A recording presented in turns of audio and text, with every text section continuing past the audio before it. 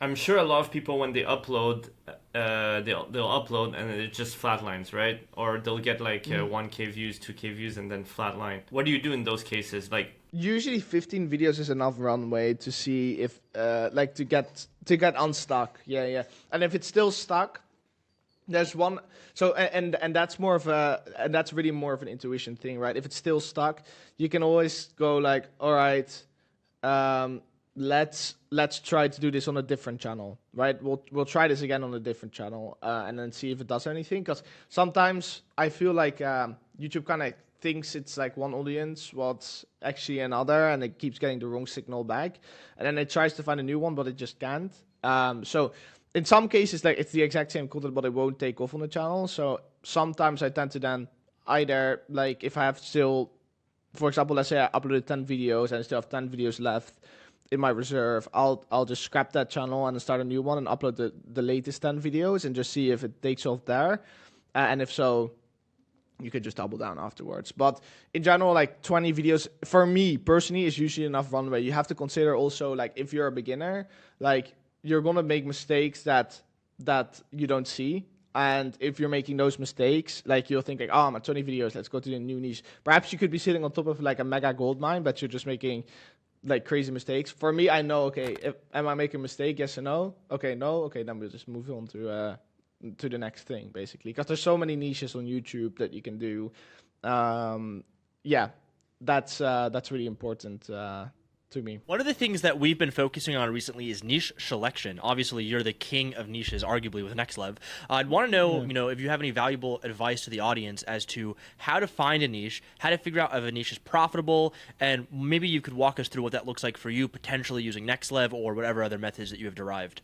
Well, I think, well, obviously, if you're speaking to a more general audience, let's say they don't have next step, I think the main aspect you have to be looking at is the pattern you see coming up, right?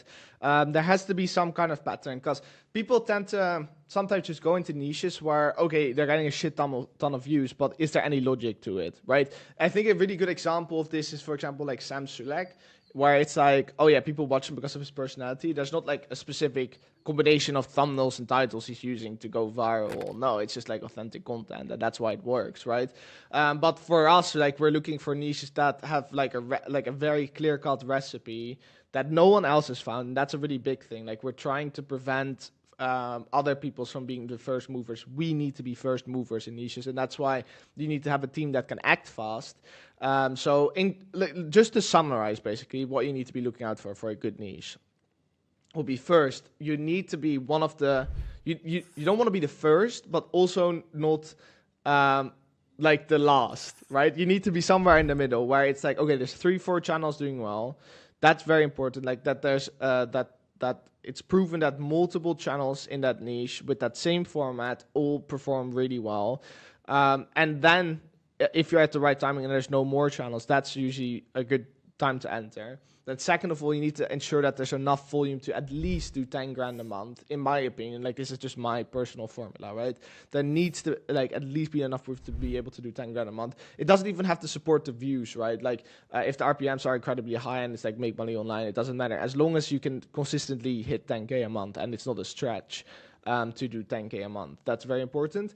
And then the third one is also very crucial, which is from like it depends on if you actually like run a company or not, or if you have a lot of existing cash flow. But if you want to enter a niche, make sure you do a risk analysis. Basically, what can go wrong here? Like, what policies could this violate? Does it violate any policies, or is there anything concerning copyright that I have to watch out for? If you just start out and you're not sure, just go with the safest option. I tend to operate in high risk areas, and the reason for that is, well, first of all, like the risk is greater. The risk is worth the results in most cases. But another thing is most people can't go in those areas, right? Because if they get shut down, it's game over for them. All their cash flow is gone. and it creates a moat basically. One of the things I actually wanted to ask, touching about that, is when it comes to high risk topics and areas, how do you like navigate that? Is it like with lawyers? How do you deal with copyright? Because I know some of the things that you might do could get flagged for that. I just want to know because I myself have been hit with copyright with some of the things I've done personally before joining 1 of 10. So I mean, we also talked about it a little bit at Vid Summit last year. So just kind of walk us through what that kind of looks like at the high level, and then how maybe some smaller channels can insulate themselves from those type of pitfalls. Well, in general, you obviously want to avoid it in the first place. So that like the best way to combat a copyright claim is to have the right measures in place in order to, when it happens, to combat it, right? That means like making sure, and it's the same for all the other policies on YouTube, right? Like you just need to not do it.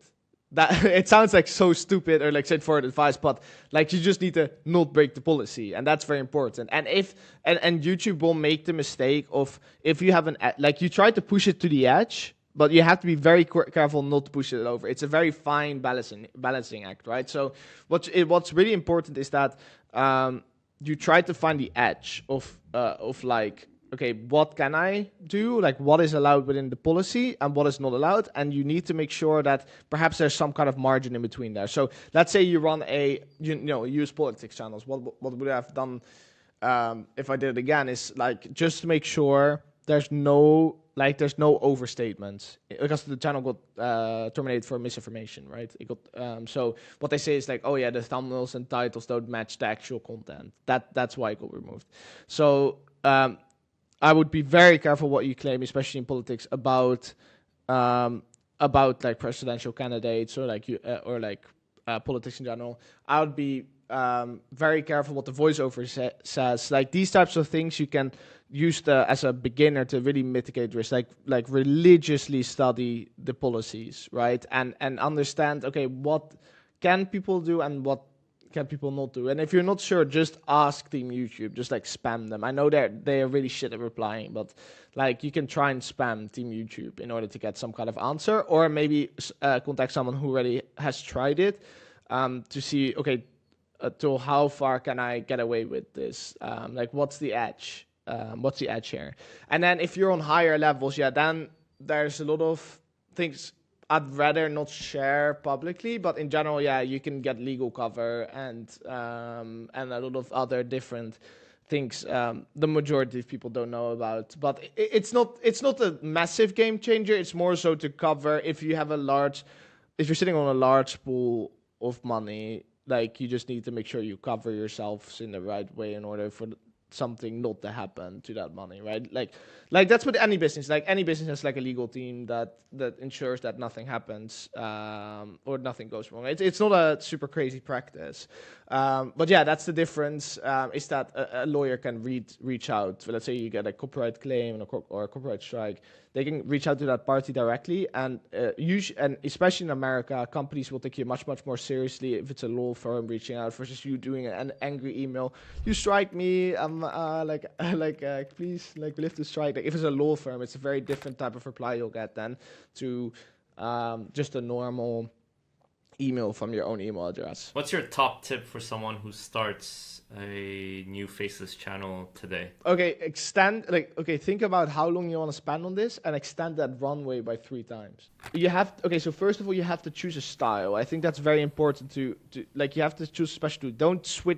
Don't get shiny object syndrome and switch between the two. Choose one style. Go for trendy channels or go for like evergreen channels. For evergreen channels, initially you need an even longer runway than trendy channels, because trendy channels will take off quicker, right? So it's important, I think, mainly to first choose your style and stick to it, and then really expand your horizons. I think the people who I've seen being most successful is, and this is really the problem with YouTube. You can consume all the content you want, right? Like you can watch all these podcasts, and they're great. Like they're great information. Like no one else is sharing this type of information. But what is really important is that YouTube is a lot of intuition, and I think we all know this as like people who've done it for years. Like it's like when you look at a thumbnail, you look at it like, oh yeah, it's good or bad. Like, oh yeah, but why is it good or bad? Like sometimes it's just intuition that tells you like, oh, it should be this thumbnail over this thumbnail, and it's just and that's something you need time to build. So